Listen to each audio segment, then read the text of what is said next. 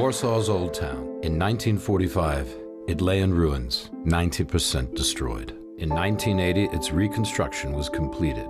It was completed to such precise dimensions that years later, UNESCO made it an international landmark. In fact, the reconstruction was handled with such spectacular precision that it almost defies the imagination. It's a testament not only to good fortune, but to those who managed to save the architectural drawings and plans for the old city. When you visit Warsaw's Old Town, you are visiting the only place like it in the world, a completely reconstructed, painstakingly. In this sense, you might say it's even more Disneyland than Disneyland. It is simply a marvel. In this series of episodes, we'll be taking you to the Warsaw City Museum, and we'll be walking around the old town in the market square and hitting the highlights.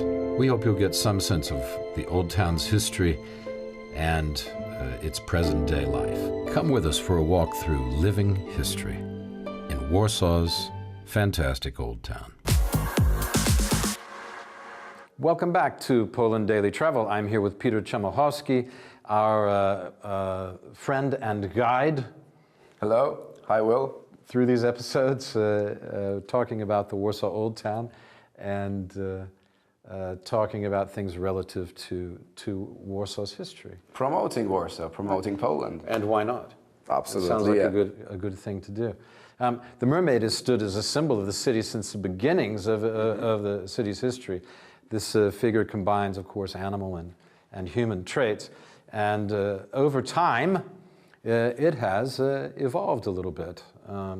How exactly it's evolved, we'll get into.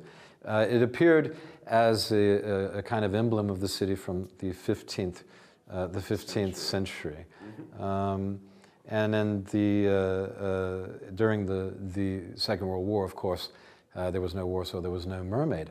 But it came back at the end of the war. Why a mermaid? Why is a mermaid what's the story?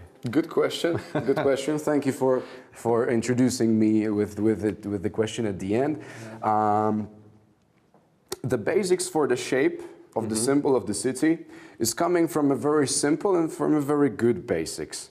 It's something that you see just underneath here. And if I'm the king, or not yet the king, but I'm the landowner, and I'm having a very terrible neighbors, and I like you, Will, so I'm counting on your help to receive it. I'm writing a letter. Okay. Dear Will, I need your support with these and these guys. Okay. I send it to you, and I'm putting my mark on the wax to seal the letter. On the wax. So this is a seal for wax. This is the old seal of Warsaw. Yes, yes. Okay. So then, once I'm having this kind of symbol. Official seal. The official seal, yeah. And I mean, well, as you can see, this is this sort of creature is everything that a Polish person can consider exotic. This creature is having lion's paws. It's having a serpent's tail, wings of I don't know, of some kind of a bird. It's having a tail like a fish.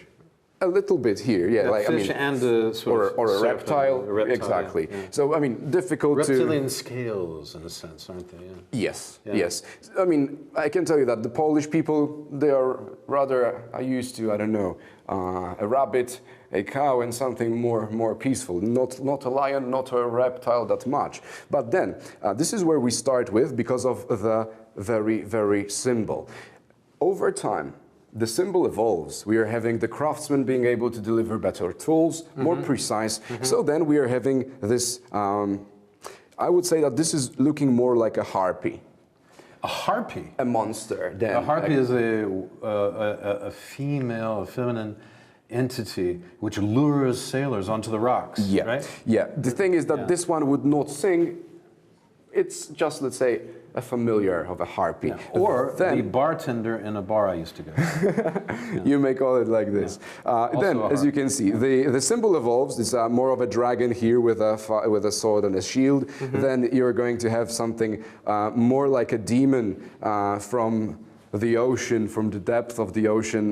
This is a very, very simple way to present it. This one is a little bit more detailed. You can see that this is not a creature that is human-like. It's more of a monster. Dragon or this prow of a Viking ship. Yes. It looks like a Viking ship, doesn't it? No Yeah. way. It's weird.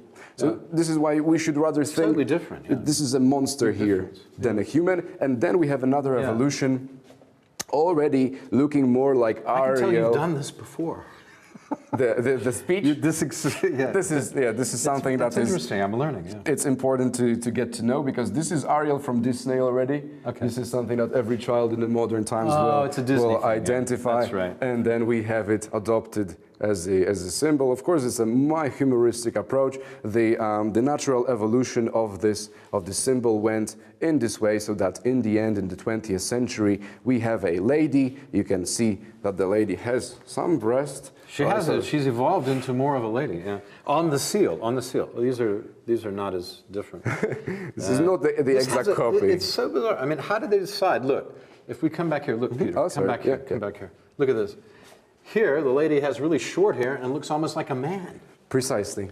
You know, and here the lady becomes more of a lady with long hair. Swords all the same. I wonder what's the inspiration for changing all this. You know. So this was supposed to be more of a monster to scare off the enemies. Okay. Then in here, to soften the character a bit, okay, the gentleman became a fierce fighter, but a lady. A sort of Amazonian lady or whatever, yeah, a Viking-esque warrior. Okay, and then down here, she's turned her head sideways. And that's the 20th century. Her head, she's not staring at you anymore, not quite so intimidating. Yeah. Yes? More looking off as a guard. She's more guarding rather than challenging, I would say. This is the way how let's say the outcome is supposed to be. Does that make sense? That makes sense, and you are correct. Yeah. Just to let's say make a very proper statement that this is a lady, then the statue of the monument that you have in the Old Town's Market Square, there was a physically existing lady whose name was Christine Kracherska. She was a Polish scout, and she gave the shield and a sword this one, yeah. pose. That's a real lady? Yes.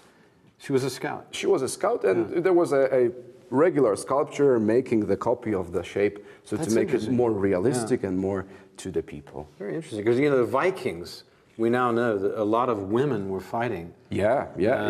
Valkyries, right? Valkyries. They were real. It wasn't just a legendary thing. Women did fight alongside the men with the Vikings, and I suppose that's an example of that happening in Poland. And this is the coat of arms of the city today. The red background, the golden shield, the sword, and of course half lady, half fish with the crown on the top, suggesting that this was the royal city once. It was a royal city. We know because of the royal castle and the history of it being the capital, and there are many reasons why it would be called the royal city. Certainly becoming the capital after Krakow. But not only that, a couple of great palaces, Wilanów but and the royal castle, right? Yeah. Maybe we can invite. Do you want to go? Guests. Yeah, please. We go and look through over here. Okay, stay with us. We'll be right back. We're going to show you some buildings, some mock-ups of some buildings, models of buildings, and show you how some of those buildings have changed over time, and compare the sizes to old buildings and new buildings in Warsaw. So stay with us. We'll be right back. Thank you. Yeah. Thank you. Let's go. Please.